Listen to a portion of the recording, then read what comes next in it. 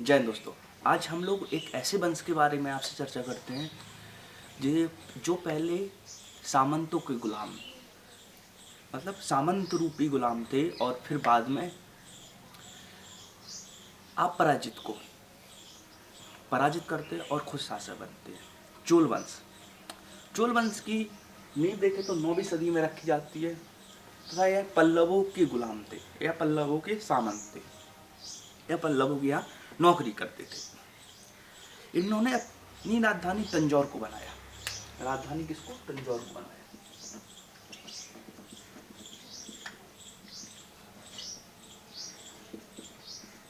इसको राजधानी तंजौर बनाई। कहा जाता है कि यह वंश 9वीं सदी के स्टार्ट होते ही उभरने लगा। कौन सी? 9वीं सदी के जैसे ही प्रारंभ होती है 9वीं सदी और यह वंश उभरने लगता है। इस प्रकार हमें इस वंश की जानकारी प्राप्त हुई और इस वंश की जो नींव रखी थी विजयालय ने रखी थी। तो कहा जाता है संस्थापक कौन है? विजयालय। यह पहले संस्थापक है। संस्थापक देखें तो विजयालय के बारे में मैं जानकारियां प्राप्त होती हैं कि पहले संस्थापक रहे तथा इन्होंने ही चोलों को अपने प्रारंभ रूप में लाना स्टार्ट किया, लेकिन इन्हें वास्तविक संस्थापक नहीं कहा जाता है। ये जो बैरी या फिर देख लें जो मैन संस्थापक थे, इनके पुत्र, उनको संस्थापक माना था। इनको द्वितीय संस्थापक। मैन देखें तो जैसे एग्जाम्पल देखें, अगर आप कुछ अच्छा काम करते हो तो पिताजी का नाम पहले लिया जाता है।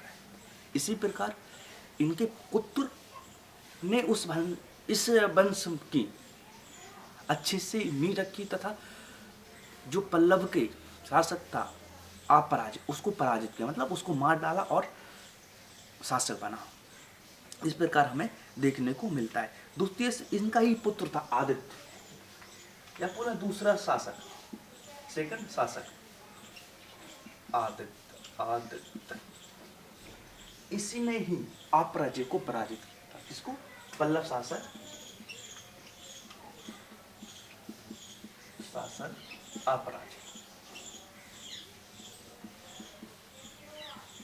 अपराजित को पराजित किया आदित्य ने, और वास्तविक संस्थापक इसको ही माना जाता है। इस प्रकार हमें देखने को मिलता है तथा इसने पल्लवों को की राजधानी को भी जीता जो कांची थी। तो इसने कोडम राम की उपाधि भी धारण की, कोडम राम की उपाधि धारण की तथा इसने, अगर हम देखें इसके बाद पराकांत, कौन सा अगला शासक कौन सा देखने को मिलता है? 3rd नंबर का पराकांत।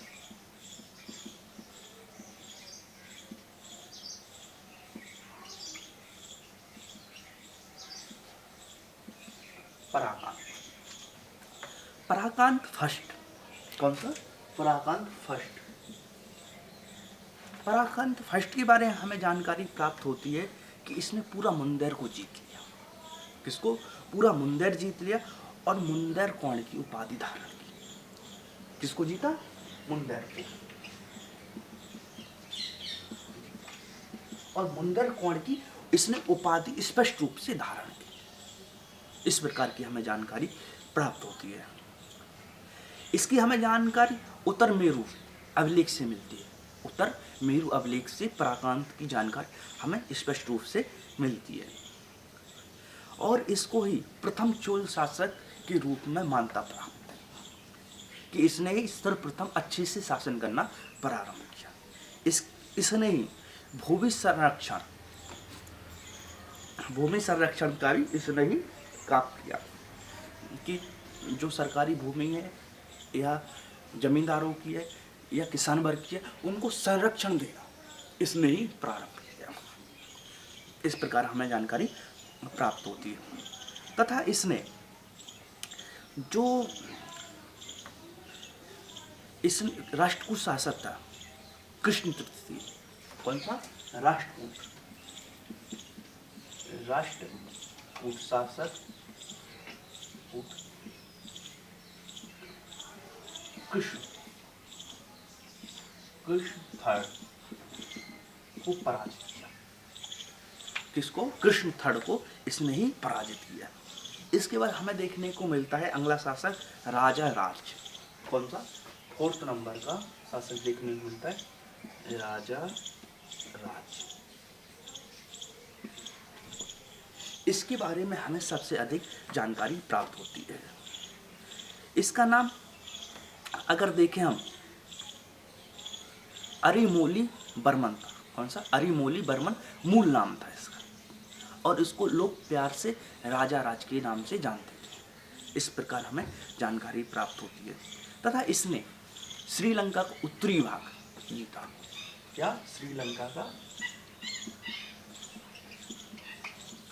उत्तरी भाग जीता, लेकिन पूरा श्रीलंका नहीं जीत पाया था। इस प्रकार हमें इसके बारे में जानकारी प्राप्त होती है। अगर हम और देखें, और इसने जो उत्तरी भाग था उसको अपने राज्य में मिला लिया। ठीक है, लेकिन कैसे मिलाया? ये वहाँ से टैक्स लेता था, लेकिन पूर्ण रूप से कि कहें कि यह चोलों के तंजौर के अधीन था, ऐसा नहीं था। ये ओनली टैक्स कलेक्ट करता था। तो एक हिसाब से देखें, ये उस वहाँ का शासक बन के बैठा था कि तुम अपना शासन करो, मुझे इतना टैक्स क्लियर करके देना, मतलब हमारी गुलामी करो। इस प्रकार की इसने नीति अपनाई। इस प्रकार हमें दम देखने को मिलता है। तथा इसने ही तंजौर में बेहद बृहदेश्वर तंजौर में एक शिव मंदिर का निर्माण कराया। तो इस प्रकार से हमें देखने को मिलता है कि यह शैव उपासक रहा होगा। बृहदेश्वर में शैव मंदिर का निर्माण कराया। तथा इसने इसके अंतिम दिनों में इसने मालदीव पे भी अधिकार कर लिया। कहाँ पे? मालदीव पर।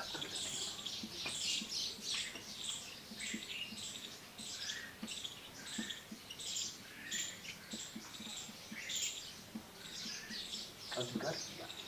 इसकी भी जानकारी हमें प्राप्त होती है। इसके बाद हमें अगला शासक राजेंद्र देखने को मिलता है। कौन सा? 5 नंबर का राजेंद्र चोल।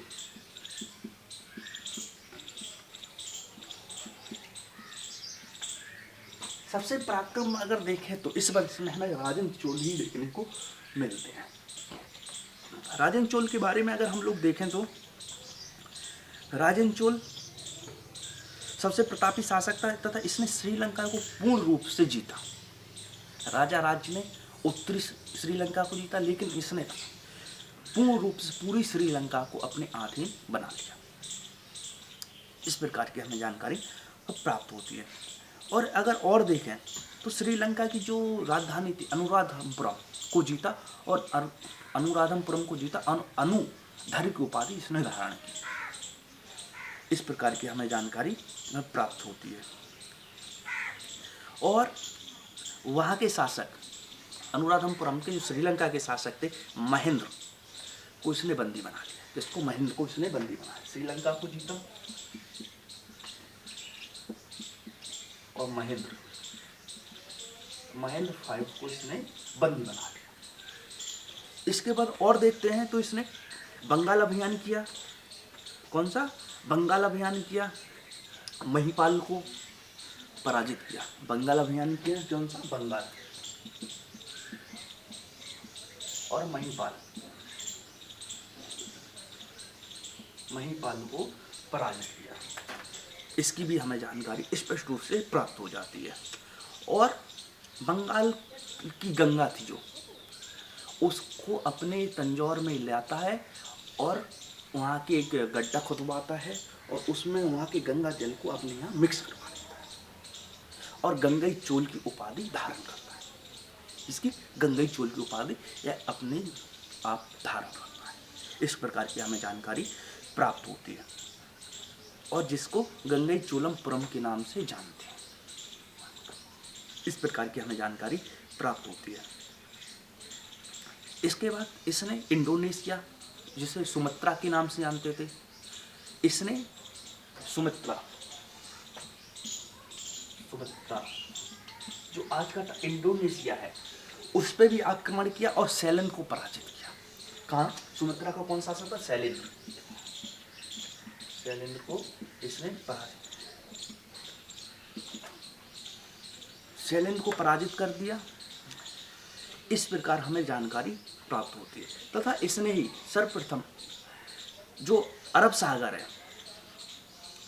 उसके द्वीपों पे भी अधिकार करना इसने ही प्रारंभ किया। इसकी जानकारी हमें प्राप्त होती है। कहा जाता है कि इसने 72 मंडलों का एक गठन बनाया। इसका 72 मंडलों का गठन बनाया और चीन के लिए रवाना किया। कहाँ के लिए? चीन के लिए रवाना किया। अपना एक दूत, वो तो उस समय का इसने एक दूत मंडल बनाया और वहाँ के लिए भेजा। इस प्रकार की हमें जानकारी मिलती है। इसके बाद हमें देखने को मिलता है कि कुलोत्तुंग, कौन सा शासक? अंग्ल शासक कुलोत्तुंग।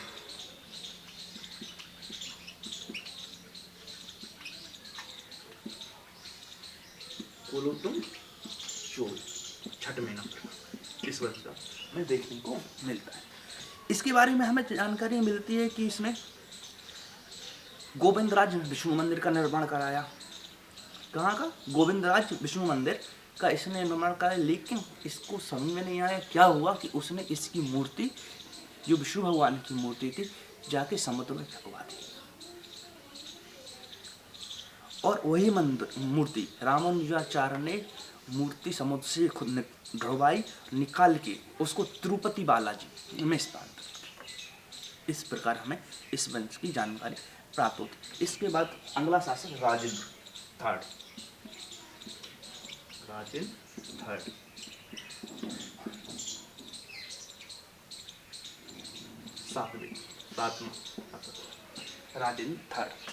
राजेंद्र थर्ड के बारे में अगर हम लोग पढ़ें तो यह वंश इनके समय पर धीरे धीरे समाप्ति पतन की ओर जा चुका था। कैसे? धीरे धीरे पतन की ओर रवाना होने लगा। अब हम लोग इस वंश के बारे में थोड़ा सा प्रशासन व्यवस्था, न्याय व्यवस्था और सैनिक को के बारे में, वेशभूषा के बारे में बहुत चर्चा करते हैं। कहा जाता है कि यह वंश स्थायी स्वशासन के लिए जाना जाता है।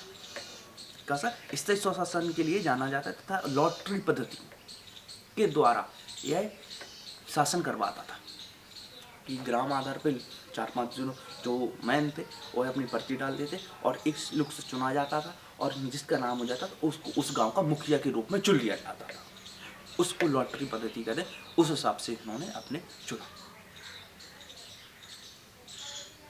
इस प्रकार की हमें जानकारी स्वशासन की मिलती है। तथा इन्होंने मंत्रिपरिषद, जो आज के समय पे देख लें राष्ट्रपति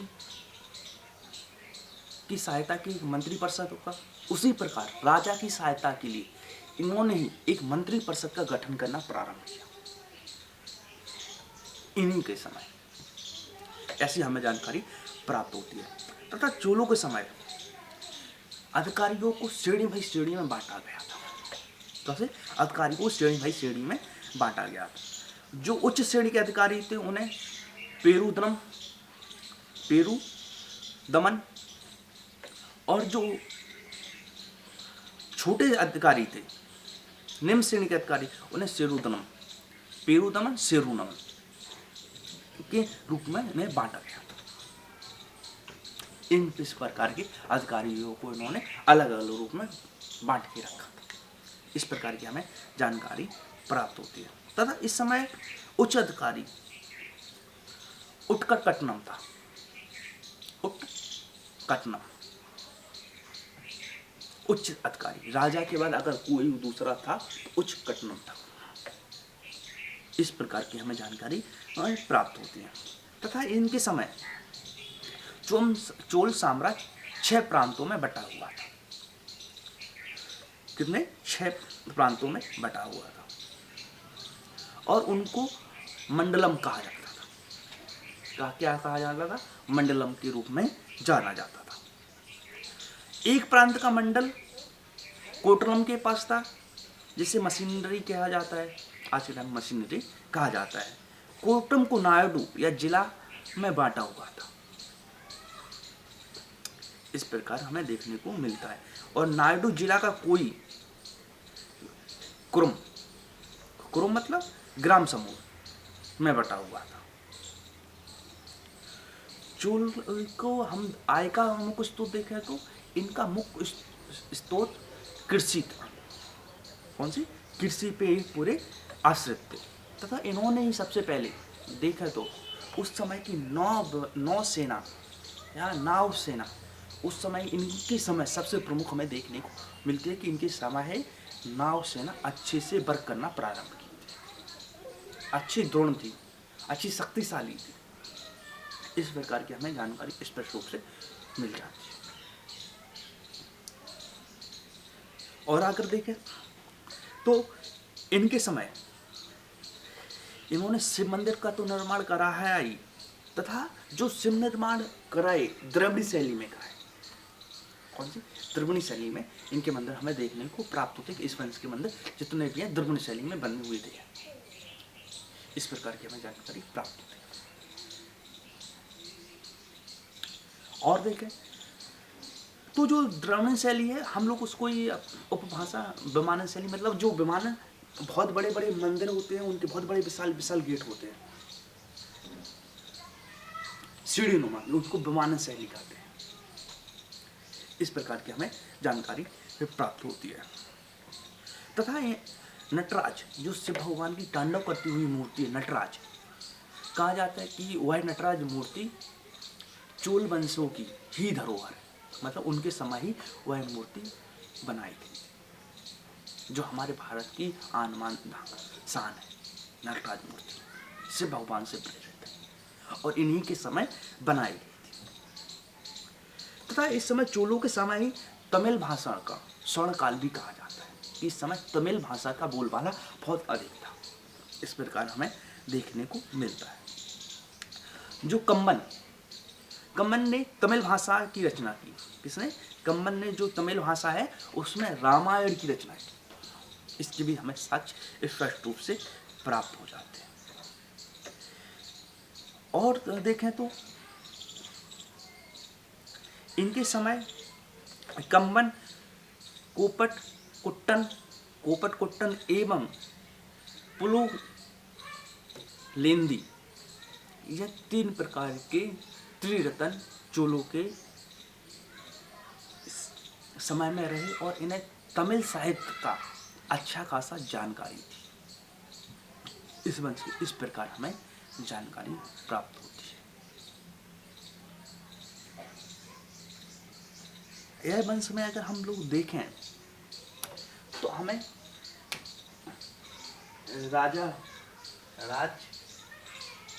राजेंद्र, यह 2 शासकों में सबसे ज्यादा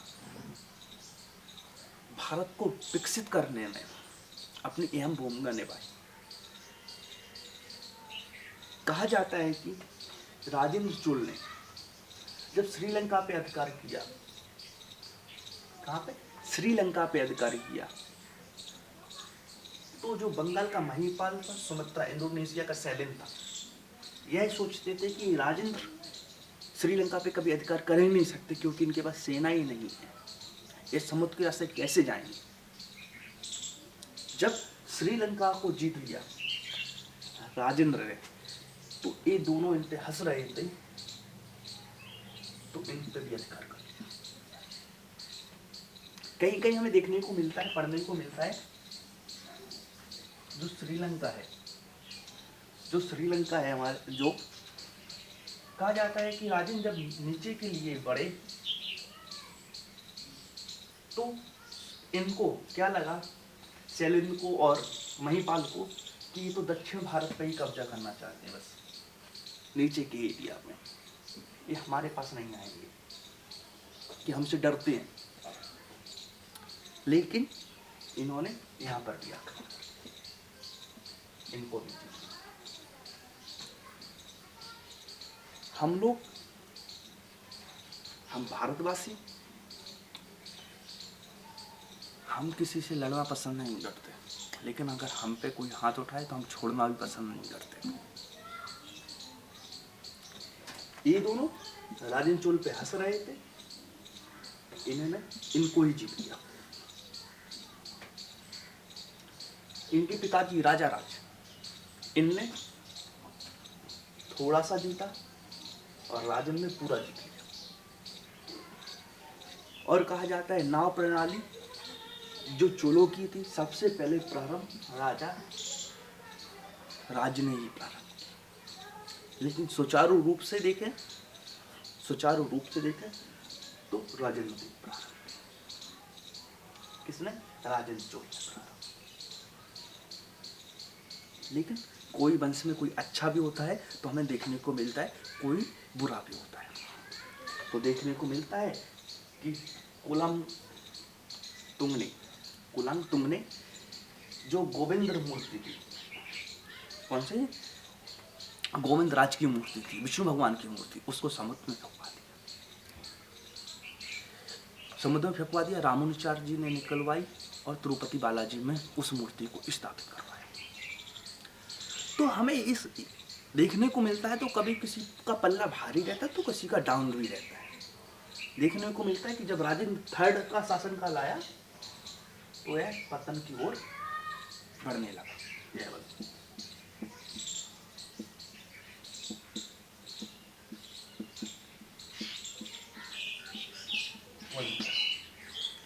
तो हमारे बुजुर्ग लोगों ने कहा है कि कोई आगे बढ़ रहा है तो निश्चित है वह नीचे गिरेगा। इसलिए हमें कभी भी हम आसमान में जरूर उड़ने लगे, हमें अपने पैर जमीन पे ही टिकाए रखना चाहिए कि हमें कभी ठेवा ना लगे। हमें हमेशा अगर हम सिर ऊंचा करके चलेंगे तो हम नीचे ठेवा खा के गिर जाएंगे, हमें नीचे भी दिखना पड़ेगा। इस प्रकार जब इनका वर्चस्व था, इन्होंने देखो बंगाल को भी जीता, सुमित्र इंडोनेशिया को भी जीता, पूरा श्रीलंका को जीता। जो श्रीलंका आज हमें देखने को मिलता है, आंख दिखाता है। राजा राज्य ने टैक्स लेकर छोड़ दिया, राजेंद्र ने उस पर पूरा अधिकार कर लिया। लेकिन आज कोई कभी चाइना के साथ चला जाता है, कभी अमेरिका के साथ चला जाता है। तो इस प्रकार हमें देखने को प्राप्त होता है। अलग अलग टाइम पे अलग अलग प्रकार से हमें जानकारियाँ प्राप्त होती हैं। जय हिंद।